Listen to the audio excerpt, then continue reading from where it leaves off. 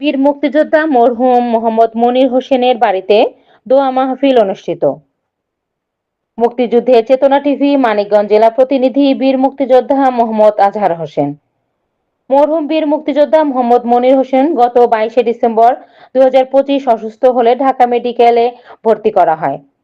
দুদিন চিকিৎসা থাকার পর গত 24শে ডিসেম্বর 2025 তিনি ইন্তেকাল করেন।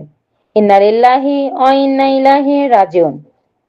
2রা জানুয়ারি 2026 শুক্রবার সকালে নিজ বাসভবন মানিকগঞ্জ জেলার সিংগাইর উপজেলা দক্ষিণ সারারিয়া জামসা ইউনিয়নে পারিবারিক আয়োজনে মরহুমের জন্য দোয়া মাহফিলের আয়োজন করা হয়। পরিবার সূত্রে জানা যায়, মরহুম মনির হোসেনের এক স্ত্রী, এক ছেলে ও এক মেয়ে রেখে পরলোক গমন করেন। মরহুমের একমাত্র ছেলে সুমন মিয়া দক্ষিণ কোরিয়ার একটি বিশ্ববিদ্যালয়ের প্রভাষক। দোয়া মাহফিলে সুমন মিয়া বলেন, আমার বাবার মৃত্যুর সংবাদে আমি দক্ষিণ কোরিয়া থেকে দ্রুত চলে আসি। আপনারা আমার বাবার এবং আমার পরিবারের জন্য দোয়া করবেন। দোয়া মাহফিলে আলোচনা করেন বীর মুক্তিযোদ্ধা আবুল হাশেম মাস্টার, বীর মুক্তিযোদ্ধা আবুল মালেক মাস্টার।